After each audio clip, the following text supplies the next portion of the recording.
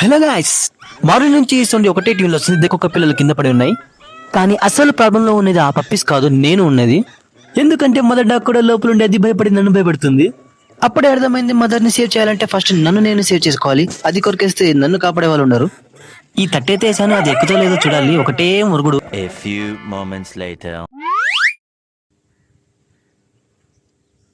Final అదైతే బయటకు వచ్చింది, కానీ నా పిల్లలు అయితే లోపలే ఉన్నాయి. ఇంకా దగ్గరికి పోవనట్లేదు అసలు.